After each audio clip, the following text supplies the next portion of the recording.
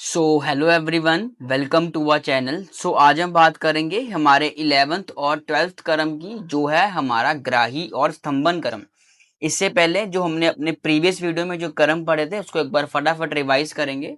जो हमने अपनी प्रीवियस वीडियो में जो क्रम पढ़े थे वो थे हमारे छेदन और लेखन क्रम। ठीक है, तो छेदन क्रम हमने पढ़ा था कि इसे हम एक्सपेक्टोरेंट बोलते हैं। इसकी डेफिनेशन थी कि जो द्रव्य शरीर के स्रोतों में श्लिष्ट कफ को, है ना, या फिर आदि दोषों को अपने प्रभाव से बलपूर्वक बाहर निकालते हैं तो वो हमारे छेदन द्रव्य कहलाते हैं। बेसिकली जो हमारे छेदन क्रम के जो द्रव्य होते हैं ये हमारे मोस्टली रेस्पिरेटरी जो हमारे डिजीजेस होते हैं उसमें यूज होते हैं, है ना।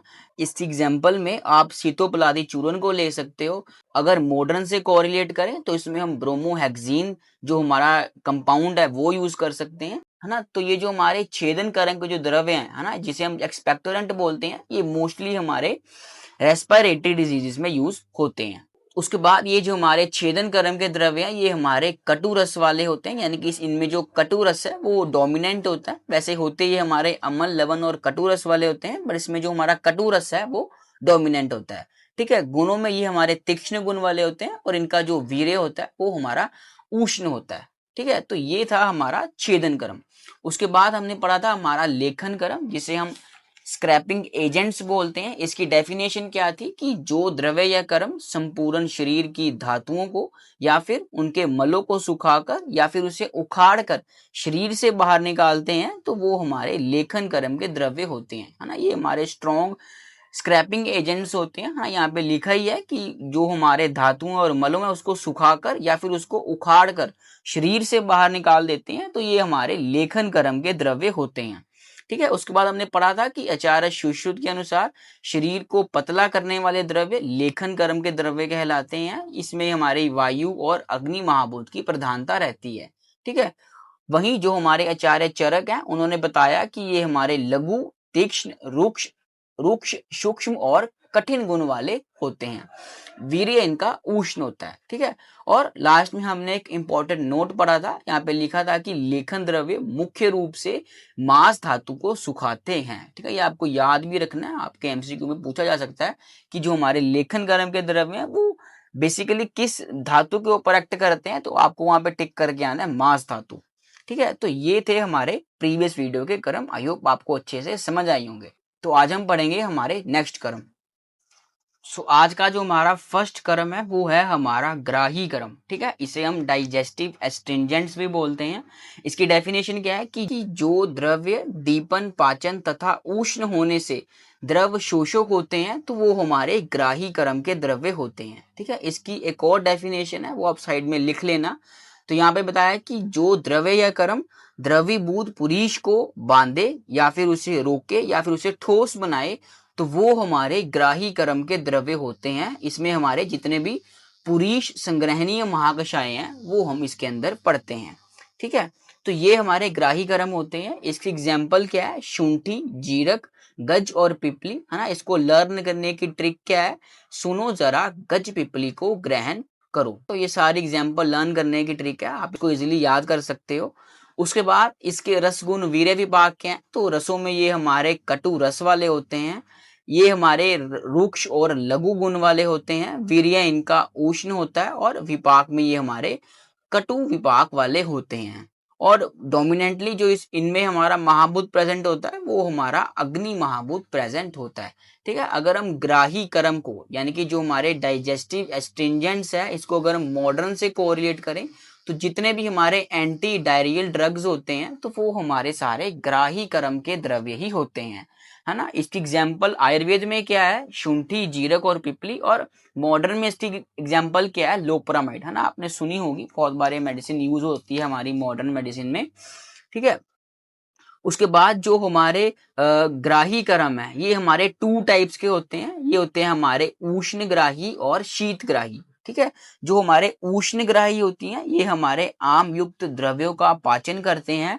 वहीं जो हमारे शीतग्राही होते हैं ये हमारे पक्व अतिसार में मल की अति प्रवृत्ति को रोकने वाले होते हैं। ठीक है, इसकी भी एग्जाम्पल क्या है? कुटज और शोनाक। ठीक है, तो ये है हमारे ग्राही कर्म। ठीक है, आपको याद रखना है ना, इसकी डेफिनेशन, इसके रस गुण वीर्य विपाक और इसके टाइप्स। ठीक है, उसके बाद थोड़ा सा मॉडर्न के बारे में पढ़ लेते हैं कि मॉडर्न क्या बोलता है ग्राही कर्म के बारे में। तो यहाँ पे क्या बताया कि muscle cramps, headache, thirst, fast heart beats, sunken eyes, dry skin can all be symptoms of fluid loss from the body. The quality of medication that increases absorption capacity is called ग्राही। ठीक है, आपको याद रखना है कि ये word modern में है ना, ये जो हमारी अब्जॉर्प्शन कैपेसिटी है इसको बढ़ाने वाले होते हैं हमारे ग्राही कर्म के द्रव्य। These drugs can be used in diarrhea and other fluid loss condition. So अगर आप इस तरीके से पढ़ोगे तो जब बाद में आप अपनी फार्मेकोलॉजी पढ़ोगे तो वहां भी आपको बहुत अच्छी हेल्प होगी। ठीक है, तो ये था हमारा ग्राही कर्म। तो नेक्स्ट है हमारा स्तंभन कर्म, जिसे हम एक्सट्रिंजेंट भी बोलते हैं, है ना। आप इसको जो हमने अभी पीछे शीत ग्राही पढ़ा था उससे भी कोरिलेट कर सकते हैं ना। अभी हम इसकी डेफिनेशन पढ़ के समझ जाएंगे। तो यहाँ पे बताया कि जो द्रव्य रुक्ष, शीत, कषाय और लघु विपाक द्वारा वात की वृद्धि करते हैं वे हमारे स्तंभन कर्म के द्रव्य कहलाते हैं। अगर आपको ये डेफिनेशन याद ना हो तो आप ये भी डेफिनेशन एक बार पढ़ लेना कि जो द्रव्य चल एवं गतिमान द्रव्य को निश्चित रूप से रोकते हैं और जिसका और उनका शोषण करें वह हमारे स्तंभन कर्म के द्रव्य कहलाते हैं। ठीक है, इसकी बेस्ट एग्जांपल है हमारी कुटज और चुनाक जो हमने अभी पीछे पढ़ा। ठीक है, उसके बाद इसका रस गुण वीर्य विपाक है, तो रसों में ये हमारे कषाय और तिक्त रस वाले होते हैं। गुण इनका लघु, रुक्ष, शीत, मृदु और सूक्ष्म गुण होता है। वीर्य इनका शीत होता है। विपाक में ये हमारे मधुर, विपाक में ये हमारे कटु होते हैं। और इनमें जो हमारा वायु और पृथ्वी महाभूत है वो हमारा डोमिनेंट रहता है ना। दोष कर्म इनका क्या है कि बेसिकली ये हमारे वात कारक होते हैं, है ना। हमने पढ़ाई है कि जो वात की वृद्धि करने वाले होते हैं वो हमारे स्तंभन कर्म के द्रव्य होते हैं।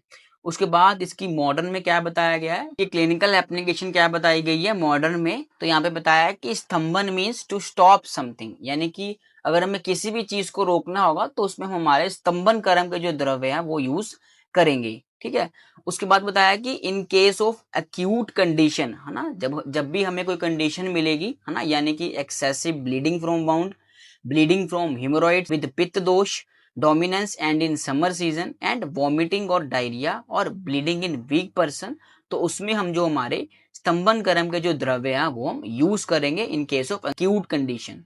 उसके बाद अगर क्रॉनिक कंडीशन होगी, यानी कि किस कंडीशन में हम अपने स्तंभन कर्म के द्रव्य यूज कर सकते हैं, तो in case of diarrhoea without presence of harm, या फिर in case of chronic vomiting जिसमें हमारा depleted state of body tissue हो, तो उसमें हम हमारे स्तंभन कर्म के जो द्रव्य हैं वो हम यूज करेंगे।